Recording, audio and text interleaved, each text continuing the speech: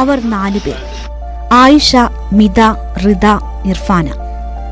ഒന്നിച്ച് നടന്നവർ, ഒന്നിച്ച് പഠിച്ചവർ, ഒന്നിച്ച് കളിച്ചവർ, ഒന്നിച്ചെടുത്ത ഫോട്ടോകൾ നിരവധി.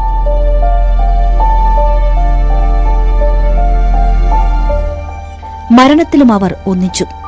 പരീക്ഷ കഴിഞ്ഞ് മടങ്ങുകയായിരുന്നു 5 പേർ. കഴിഞ്ഞ പരീക്ഷയെ വിലയിരുത്തി വരാൻ പോകുന്ന പരീക്ഷയെക്കുറിച്ചൊക്കെ പറഞ്ഞാണ് നടന്നു നീങ്ങിയത്. എന്നാൽ മറ്റൊരു പരീക്ഷയ്ക്കും കാത്തുനിൽക്കാതെ അവരിൽ 4 പേർ മടങ്ങി. ഉറ്റ കൂട്ടുകാരി അജ്ന ഷെറിൻ തലനാരിഴയ്ക്ക് രക്ഷപ്പെട്ടു.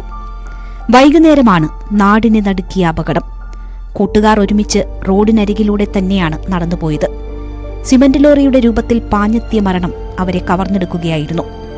അവരുടെ സൗഹൃദത്തിന്റെ ആഴം വ്യക്തമാക്കുന്നതായിരുന്നു അവരുടെ അവസാന യാത്രയും. സമീപത്തെ വർക്ക്ഷോപ്പിൽ നിന്നുള്ള CCTV ദൃശ്യങ്ങളിൽ തെളിഞ്ഞു കാണാം അവർ 5 പേർ നടന്നു നീങ്ങുന്നത്, പിന്നാലെ പാഞ്ഞു പോകുന്ന ലോറിയും. നിമിഷനേരം കൊണ്ട് എല്ലാം അവസാനിക്കുകയായിരുന്നു.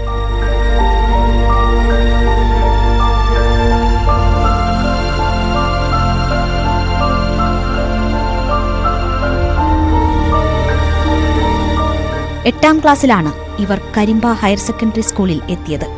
അതിനു മുൻപേ കൂട്ടുകാരായിരുന്നു ഇവർ. ഇർഫാനയും ആയിഷയും ഒരേ ക്ലാസ്സിലായിരുന്നു. മിതയും റിതയും മറ്റൊരു ക്ലാസ്സിൽ. 2 ക്ലാസ്സുകളിലായിരുന്നെങ്കിലും അവർ ഇടവേളകളിലെല്ലാം ഒന്നിച്ചായിരുന്നുവെന്ന് അധ്യാപിക ശ്രീലത ഓർക്കുന്നു. മിടുക്കികളായിരുന്നു 4 പേരും.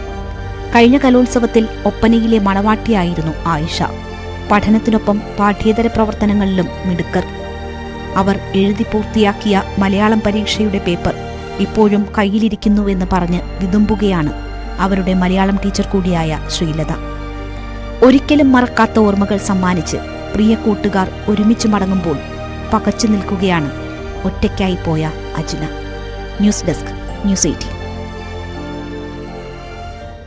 കരിമ്പനയ്ക്കൽ ഓഡിറ്റോറിയത്തിൽ പൊതുദർശനം 8 മണി മുതലാണ് നിശ്ചയിച്ചിരിക്കുന്നത്. ഇപ്പോൾ കുട്ടികളുടെ വീടുകളിൽ അവരുടെ മൃതദേഹം ബന്ധുക്കളടക്കമുള്ളവർ കാണാനായി എത്തുകയാണ്. അന്തിമോപചാരം അർപ്പിച്ചുകൊണ്ടിരിക്കുകയാണ്. പ്രത്യേക പ്രാർത്ഥനകൾ ഇതിനുശേഷം ഉണ്ടാകും.